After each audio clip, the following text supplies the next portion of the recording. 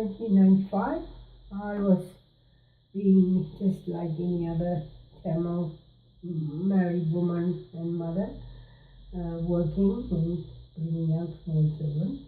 I had absolutely no knowledge or involvement in our struggle or in the Tamil political matters.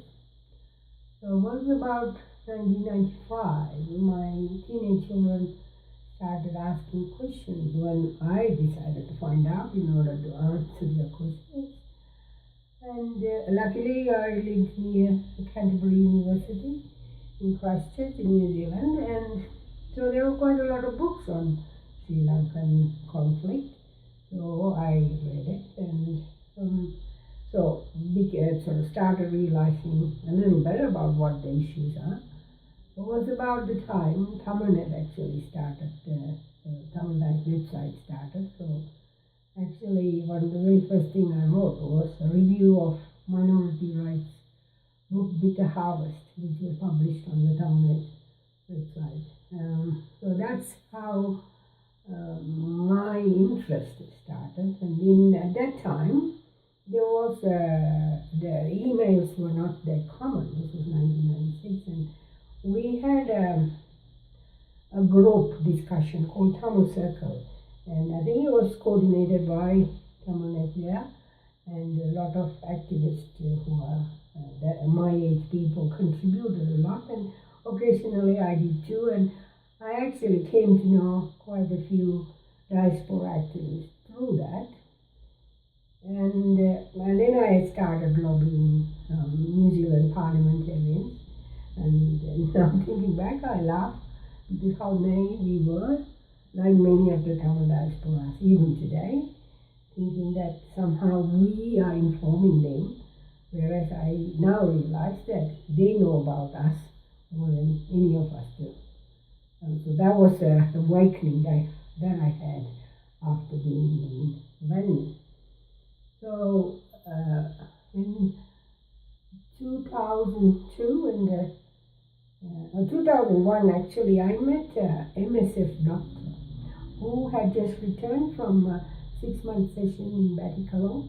She wrote a big article in the New Zealand newspaper, so I decided to contact her, and we became good friends. And together we organized something, and there is another NGO in New Zealand called Christian World Service. So three, that group, me and this MSF doctor, we organized some kind of conference with parliamentarians, NGOs. So, and again, we naively hoped that this was before Norway actually got involved in the peace process. So we organized, hoping that we can persuade New Zealand to be the peace facilitator. So it was a good experience, but didn't really get anywhere. But those added to my experience. And first time I went to Venice, it was 2002 December. I went to intending to stay longer, but someone else who came with me, that was the time when we stayed in Vallipuna. The Sinchole children's home was actually running in Vallipuna, and that was the time before malaria was eradicated. So it was the start of ceasefire. So during ceasefire, a bit prior to ceasefire, the reason that malaria was rampant was because Sri Lankan government didn't allow the anti-malaria spray. So as soon as the ceasefire started, amazingly, the malaria was eradicated. And that was one of the big things that people don't know, how effective the malaria eradication team that was led by the health division of the ltte. So this was before the eradication, so someone who came with me contracted malaria, so I had to leave in a hurry. But I still spent 6 months there at that time. So I didn't actually meet any of the ltte leaders. My contact was, I just landed in Colombo. TRO had an office in Colombo at that time because it was the start of the peace process. And so somebody said, you just ring the TRO office and they will take you to Krinachi. So that's exactly what I did, just me and the driver and this person who accompanied me.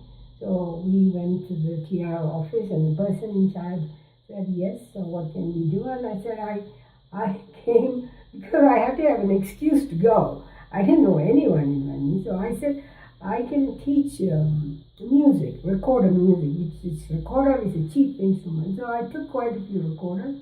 I said, I can teach recorder music to children in the children's home. And so they made me stay in various children's homes. I stayed in Kurukulam for a few weeks. But then Senjoli Janani heard about me. She came and met me, and the longest I stayed was with Janani in Vallibunam. And that was a really great experience. It was almost like living in the jungle with lots of accents. Could you explain a bit more about Senchola and your experience there, what it was? Right. So the Janani, Senjoli was very unique of all the children's homes that was run under in the de-facto Tamil Eelam state, because it was much better funded, and it was actually run by ltte women. Although the other children's home also had an ltte member in charge to ensure that there was no corruption or abuse or anything, but this had many more members, and this only had children who don't have any family, whereas all the other children's homes took in even poor families where they couldn't support the children to go to school. So those children, like children in Kurukulam, will go home once a year for 1 month, whereas Chencholi children didn't go home. That's their home. So the way it was run was there. Janani tried to run it like a family home. So a few children and a carer. So the carer almost acted like the mother. And so it had a very family environment. And of course they all fought for Janani's attention. It was like the way they would swarm around Janani, especially the smaller children. It was quite fascinating. But Janani is so busy. At that time she was trying to find the land in Kilinochi because this was ceasefire. So they were moved. They were in Vallibunam jungle mainly to be far away from the war. But now they could go to Kilinochi and have better schooling and so on. So she was struggling to find the land and all that. She was a busy person, but children really demanded her attention. The young person who came with me, she fell in love with Janani too. She was such a warm person. By then they also had a little computer room with a few generator operators. There's no electricity. So we did some computing, and I think so. They were happy girls. There was no question about it. They were absolutely happy girls, and the experiences they would recite. They were from all over Tamil Eelam. It wasn't just notes. So some people have seen. Some of those girls have seen their parents killed in front of their eyes.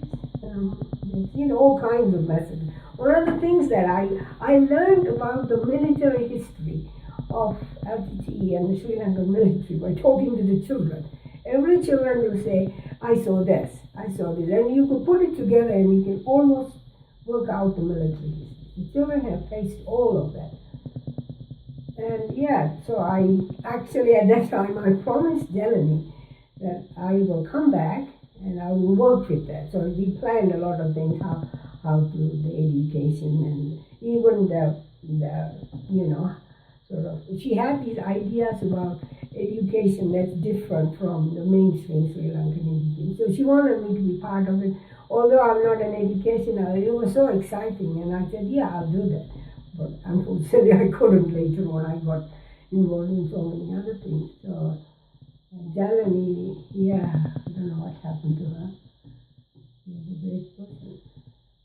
She was one of the the very first female ltte training took place in Tamil Nadu, in a place called, I think it was called Tirumalai. And there were 90 women.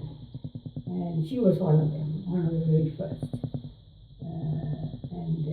Lots of the very first people eventually left the movement. A few remained. I think about one of the first, another woman who was in the first team told me about 10 of them remained till the end.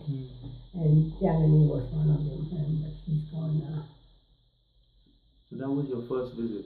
That was my first visit, 6 weeks. Mainly spending in children's home and with Janani. Janani was from that first visit, the really memorable one is the time I spent in St. Joseph and with Janani. And then when did you return? So I went to New Zealand in 2003. So went in December and left in 2003 January, a short one.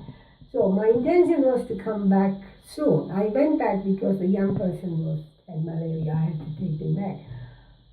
I intend to come back soon, but then family, my mother was sick and so on. So I actually returned in 2004.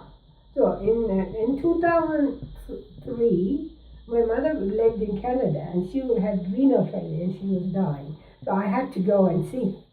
So that was my first experience with the US authorities. So to go to Canada from New Zealand, the easiest way is to transit through Los Angeles.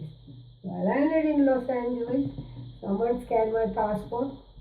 I just happened to be on the airline crew, so I could actually see the screen, and it said, works for ltte.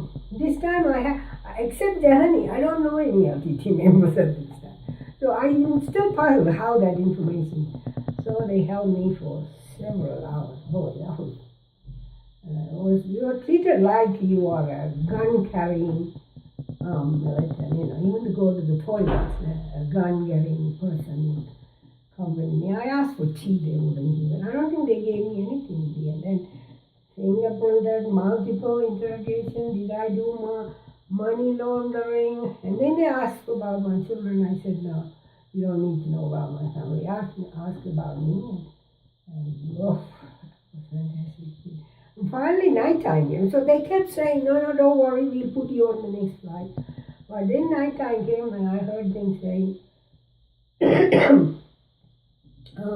that they were going to put me in a cell. And I said, no, I am not leaving the airport. You can send me back. And that's exactly what they did. So I didn't even see my mother that time. Luckily, she survived and she died only 2 years later. So because of that, I delayed my visit to Benny again. So I went in 2004.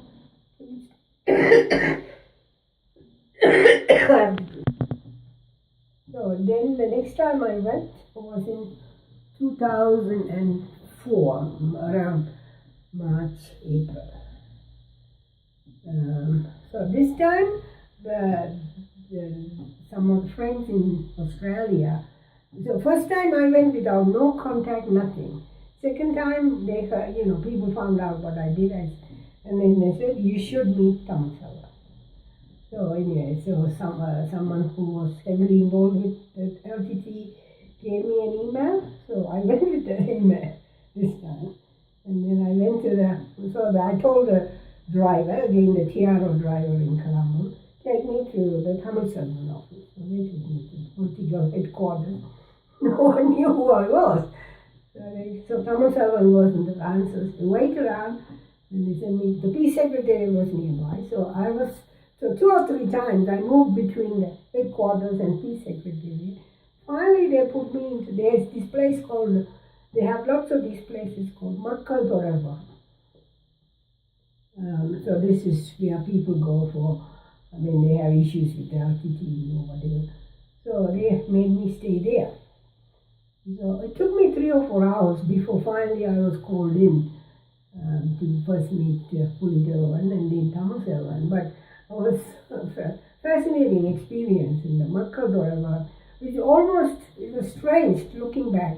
It kind of launched my work in ltte because I saw this child soldier thing, which I write in my book. So there was this 16-year-old girl, and so there were a lot of people waiting to get something. So everyone was called in queue. So one of the persons that was called was a 16-year-old girl, her mother and a baby in her hand.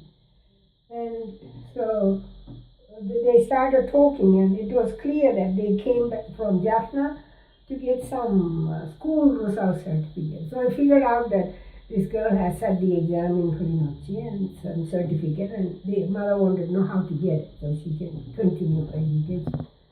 And then suddenly the girl said, I'm not coming home. And it was quite funny how the place suddenly went silent. Because everybody knew what it meant. So they have seen this again and again. Parents, the children didn't want. Finally, it was a big argument between mother and daughter, and then the mother left crying. It was very first time, because sitting in New Zealand, reading all the child soldier issues, you have this picture about, forced recruitment. Yeah, it's a cruel body. How can you take children, blah, blah. And then here says, also says, you never thought that something like this actually happened. So she wanted to stay in the LTT area. She wanted to be an LTT member. So she was released because the UNICEF had this, after the ceasefire, UNICEF implemented a program for releasing child soldiers. So LTT, TRO and UNICEF had this agreement. I forgot the name of the agreement. So they released about 150 of people, and there was a big hype in the media about all that rubbish. It is absolute rubbish, actually.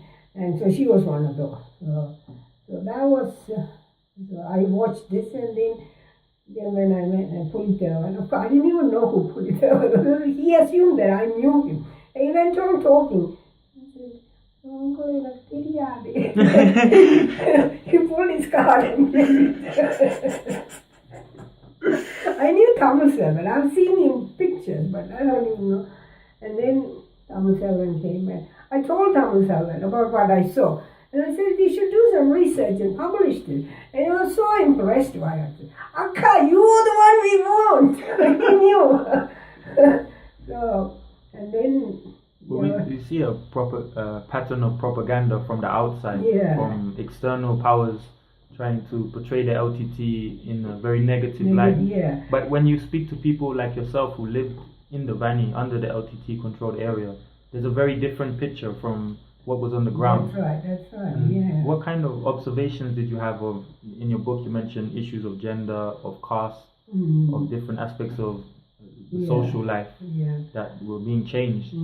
So there were two things that I was directly involved. I mean, other than doing human rights work and doing news reporting for a piece, but something that really close to my heart. There are two things I did. One is actually liaising between LTT and UNICEF about the child soldier issue, which opened my eyes about how complex and the reality and the distortion. The other thing was the women's issue that I got involved. Of course, there are a lot of other things I did, which, So, the child soldier issue, it's for one thing, what is child soldier? It's not an internationally defined under law as 18. It is the ICRC convention, which was 1949, defined 15 years as a minimum. So the only time when age 18 is mentioned is in the UN protocol to the Child Rights Convention, which says non-state actors cannot recruit those under 18. So those under 18 become child soldiers. So it's a very artificial definition. Even when it was being drawn, a lot of people have told me, academics have told me, this is a danger coming to you. This is a way to stop arms struggle.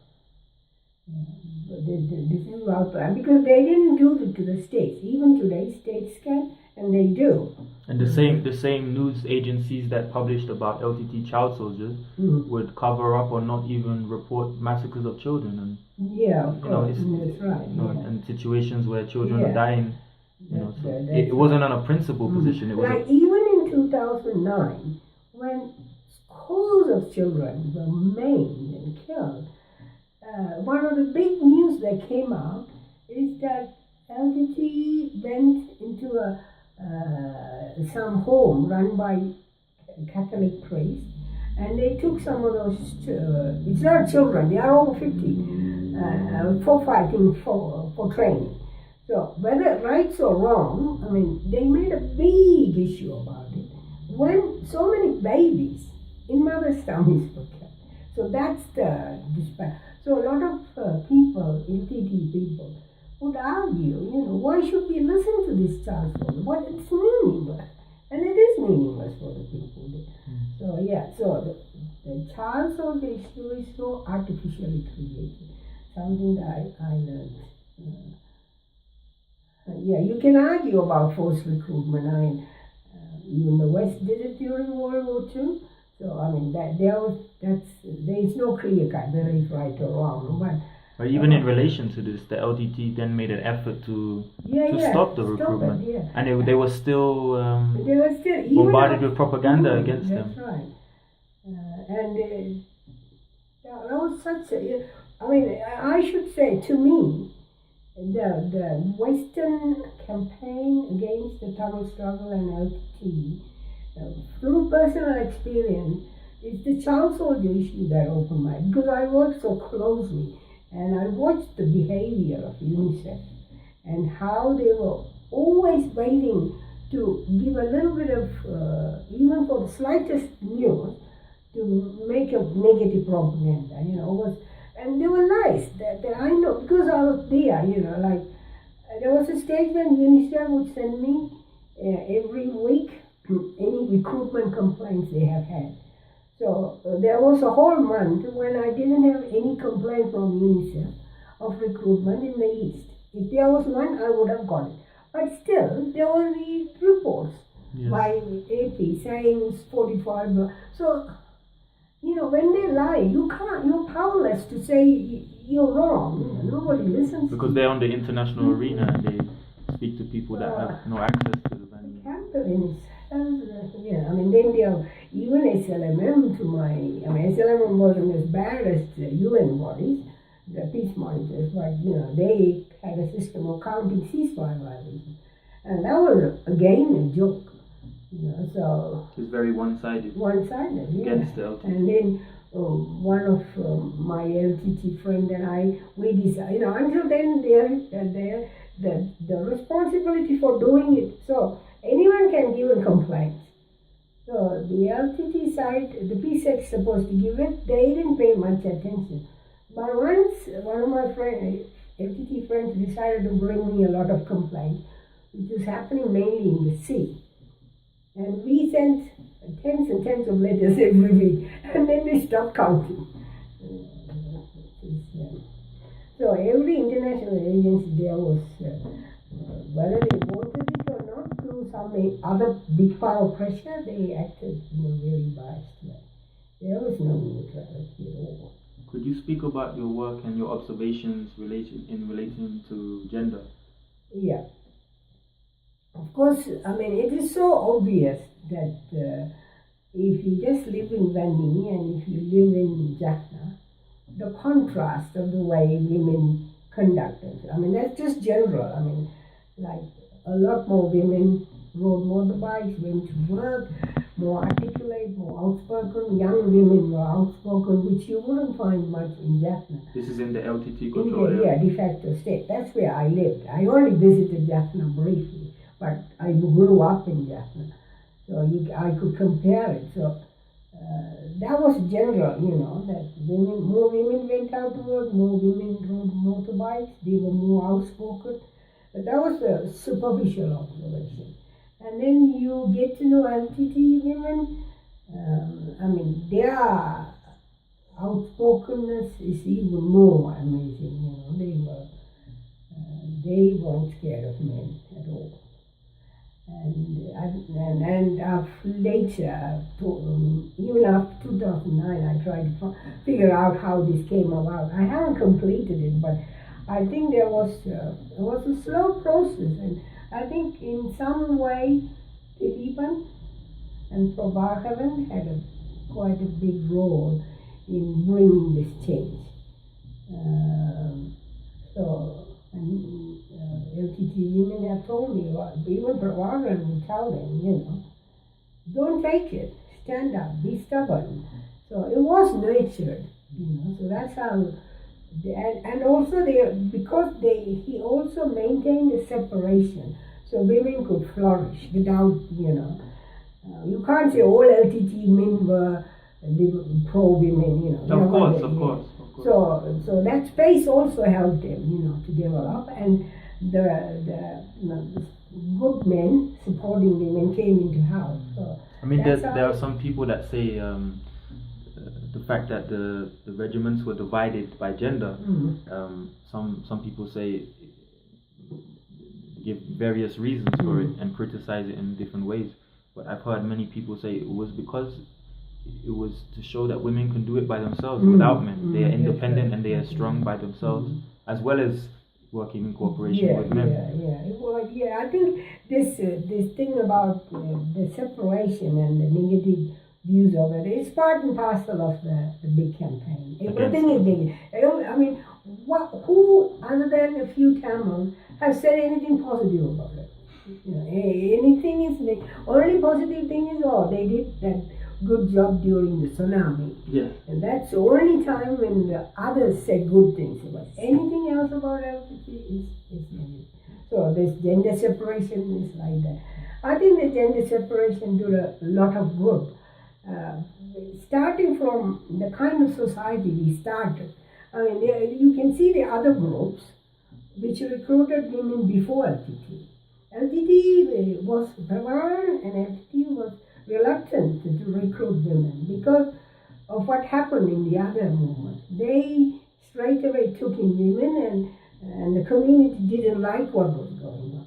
So the LTT watched it, studied it, and then did it in a way and maintained its separation, which was, for that society, that was needed. And it doesn't mean that they didn't talk people even have asked me, even Western academics, you can't touch. But I've heard stories, the dying male would have been dying on the lap of a female. Yes. That's so common. Yes. But this is typical. Everything is negative. Everything. So. But there was some disappointment I had about, because I went from the West and read about Western feminism, so I kind of wanted the application of Western feminism, which initially, but then it took me a while to realize that this is more suited to the Tamil society, and the way women were connected, not just LTT women, even civil. They were connected in a way. That was quite a female civil society that was being built. That's right. Yeah, exactly. Yeah, that was quite amazing. One of my. It's a bit wrong to say it. I mean, a de facto state and all the great things were destroyed.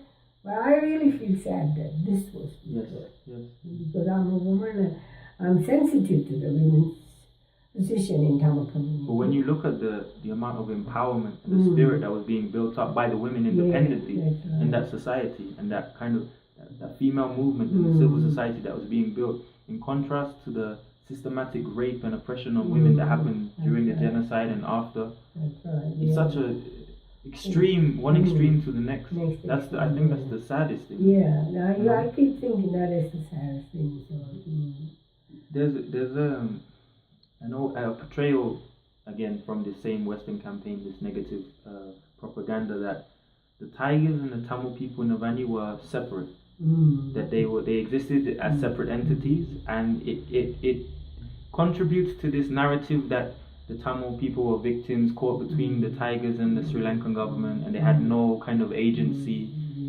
and there wasn't some sort of assertive collective society that was being built in the Valley. There were many examples. Of course, people suffered. Of course. So there is some, criticism sometimes. You can't. LTT didn't have all the resources they needed. So there is, but people were worth it. Another example is the way they displaced during 2009, and they were holding them hostage. They were forcing them. They might have stopped a few people for the benefit of the larger number of people, but people definitely moved with the LTT. Nobody willingly went into.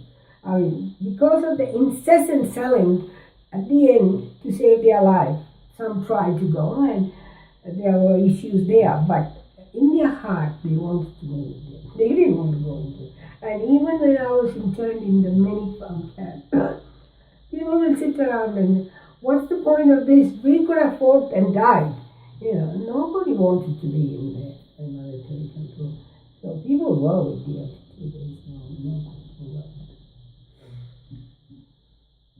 What were your observations on caste within the society? Well, again, I mean, I lived in Vanni, the de-facto state, and I used to visit Jaffna. Maybe I would have visited 3 or 4 times.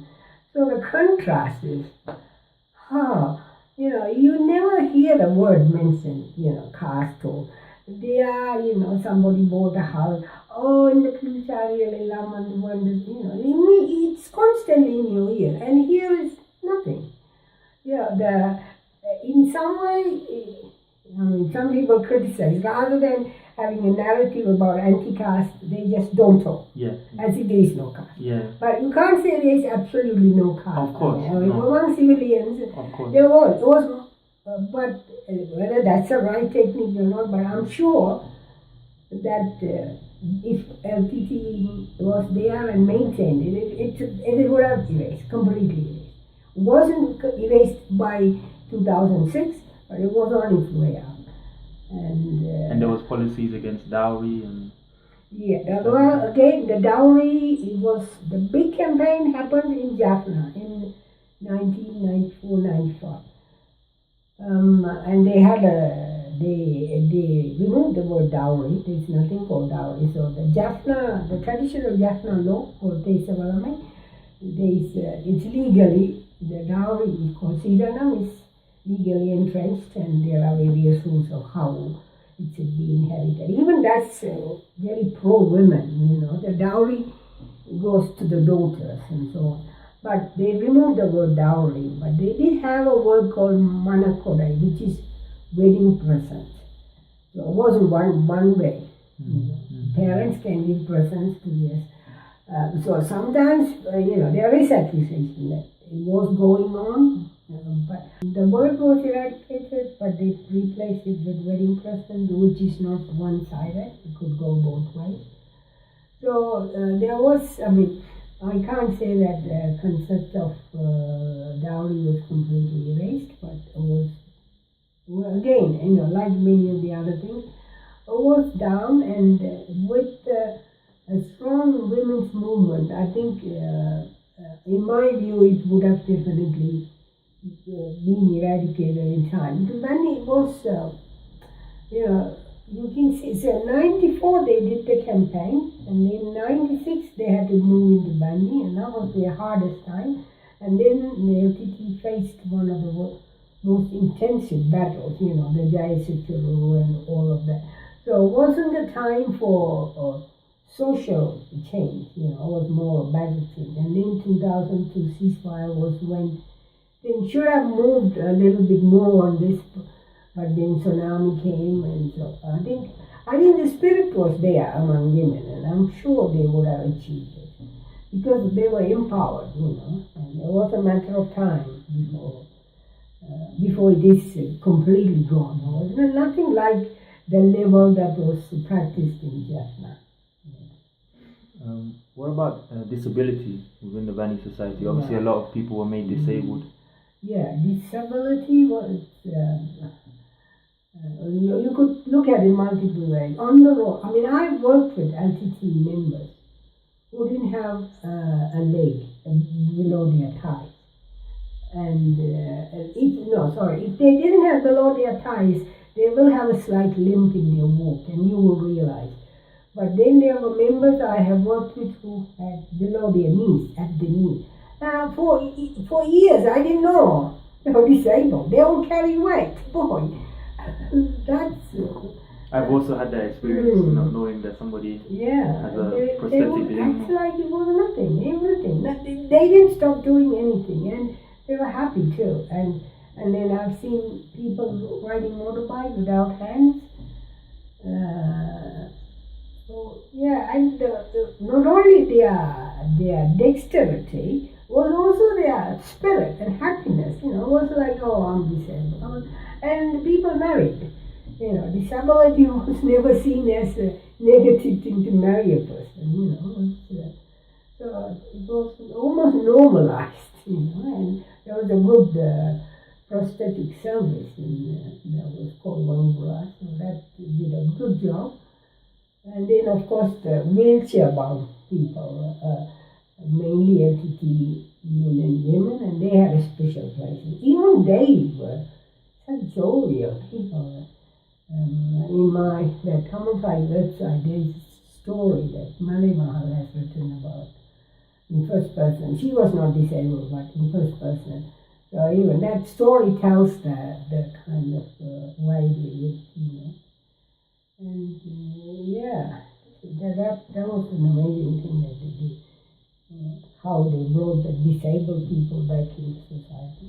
And even there is a poem in that, written by Ambuli, where she says that we want beautiful minds, like people we thought would kind of shrink away because they are armless and they achieve so much through the beautiful mind, and that's what she wants. You don't want numbers and so on.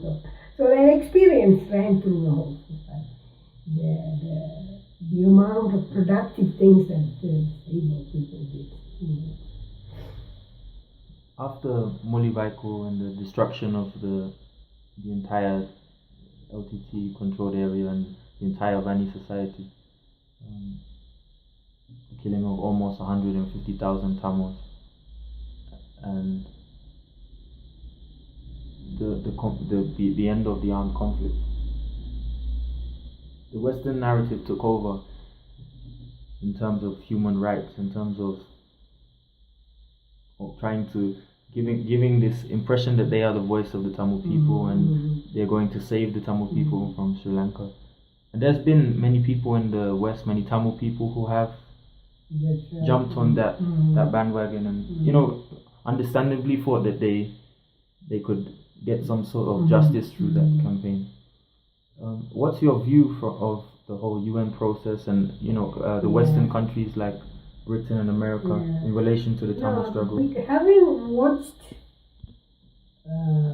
the immorality of their portrayal of enemy right throughout, soldiers, no positive portrayal, whatever LTT did, and even the peace process, counting system, everything, and not reporting about the massacres.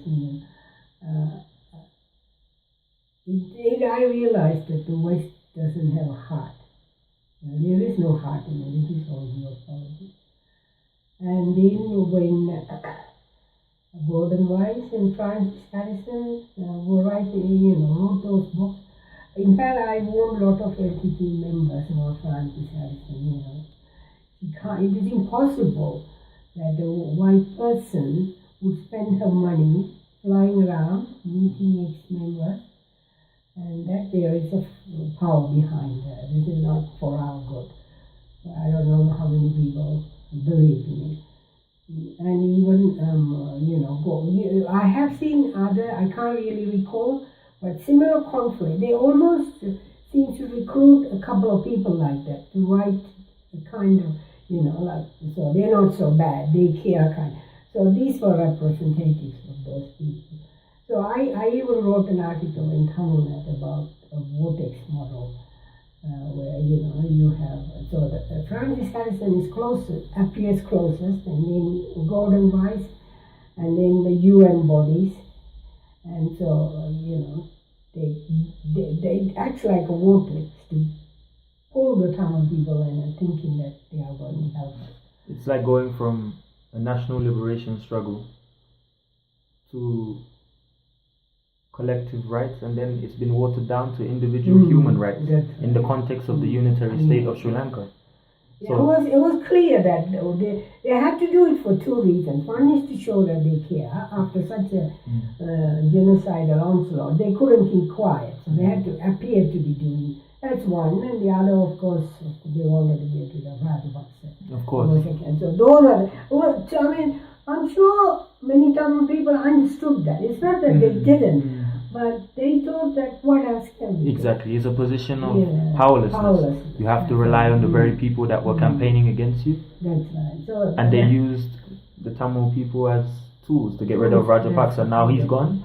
Now they forget about it. For them, Sri Lanka is all back together. It's all good. That's right, yeah. But the Tamils are in the same position. I mean, I never studied political science, and I don't really know a lot of geopolitics, but readings, some of the other writers like Chomsky and so on, you know that geopolitics doesn't have a heart.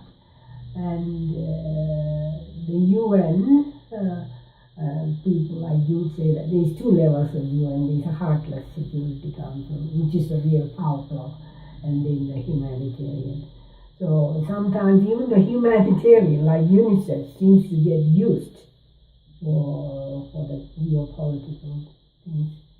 So believing that the Western, especially I'm more negative about the English-speaking countries.